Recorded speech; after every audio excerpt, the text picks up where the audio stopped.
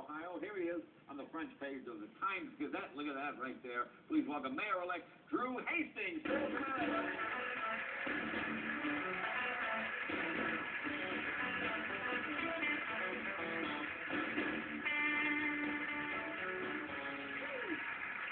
appropriate song. Hey, congratulations on the big win. Thank you very much. This is quite exciting. I thought, everybody's got something to promote. I guess I'm promoting small town America. I'm promoting Hillsboro, Ohio. Yeah. And what is the population of that town? We're about 7,000. About 7,000 and growing. Yes, and growing, yes, due to some unplanned teenage pregnancies that we're constantly fighting, like a lot of communities, yes. Now, last time you were doing stand-up here in L.A., what made you leave Los Angeles? Never cared for L.A. Yeah. I don't know about you. Well, you've got a big contract. You've got a reason to be here. Yeah. You would agree with this. I have a saying, at the end of the day, the sun doesn't set in Los Angeles. It just gives up and drops into the ocean with a bitter hiss.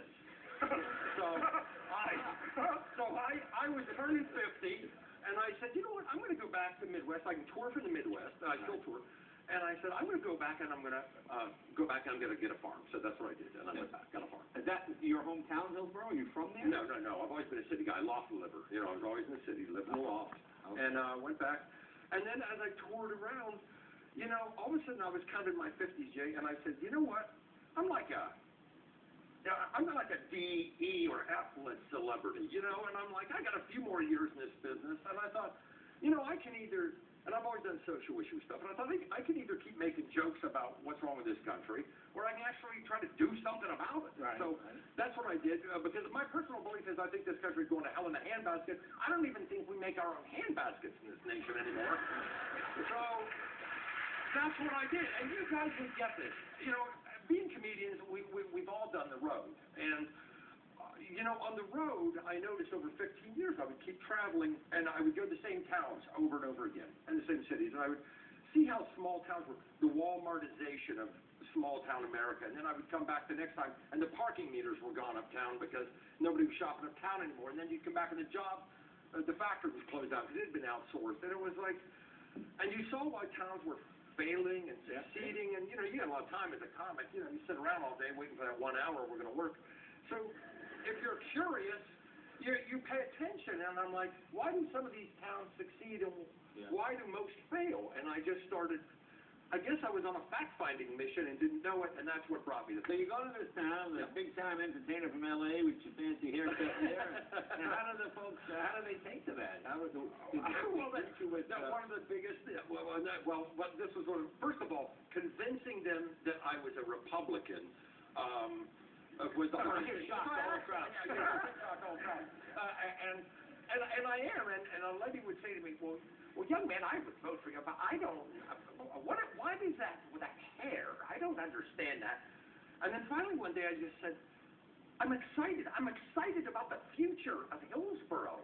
And then they would look at you like, well, maybe he means that. And then they would ask me, but they wouldn't know whether to, one day, a local reporter said, but that's the problem with us. They don't know when to take us seriously. They said, what's your campaign slogan? And I never thought about it. And I said, well, how about no county for old men? And I thought that was funny. And she starts writing it down. I'm like, and she's, what's your problem with old people? I said, I don't have a problem with old people. It was kind of a joke. And then so I quickly learned the politics of having to be a little careful. You live on a farm. Live on a farm. Do you know anything about farm? Just the fact you went like that shows you know nothing about farming. No, I know nothing about farming. No, the first thing I learned is what well water does to your highlights, which is atrocious. You don't even want to go there. Yeah. I don't even like admitting this. I was out there. I was on my farm for about a year. I took farming up when I was 51. Whoa. And had never even been on a tractor. And I had to go to a dermatologist after about a year. I had horrible growths all over my hands. They kept my hands in my pocket. And I go to a dermatologist, and he says I have something called calluses. Oh. Acquired from labor. Yeah, like herpes on your hand or something. I don't know. I got them off with a Dremel tool finally. So, I don't even like to admit this. I've been out there probably 5 years. I'm still scared the hell out of me sometimes. You're out there, and my farm is a few miles outside of town. Sun goes down pitch black. A possum walking through a cornfield night sounds exactly like three men with an axe. Really? I had no idea. Well, hey! So, Yeah. handle the animals, you out there with the cows. Yeah, Handle them. Yeah. You're out there. So, but but I've learned not to make mistakes. Animals, livestock is very funny. They're very difficult to understand. I have such a huge respect for farmers now. What the work that has to be done, and I kind of do a lot of advocacy on behalf of farmers because the farming community is misunderstood. And really farmers, when you think about it, some of the greatest manufacturing we have in this country, and it really needs to be supported against people that are trying to really put the quash on farmers. And I tell you this because I got livestock, and I wanted, my first deal goes horribly awry. I buy a herd of Black Angus hogs, which it's not funny. It's not. You bought a herd. I don't think you bought a herd. I thought they looked short coming off the truck. Miniature cattle my butt. And then I tried growing crops, but you'd find more cornrows on an NFL team than I could get off my land. So I said, to heck with that. So I get the county extension agent out. He's the county extension agent guy. He's the guy who comes out and he soil samples, talks to you about your background, told me, the best thing for me to plant was a for sale sign in the front yard. So, but, I farm, but really, trying to get, I'm an economic development guy. You're into vintage cars. I'm into vintage buildings, historic buildings, and, trying to make a whole town of it. Now you're still on the road too as a comic, right? Yeah, still on the road.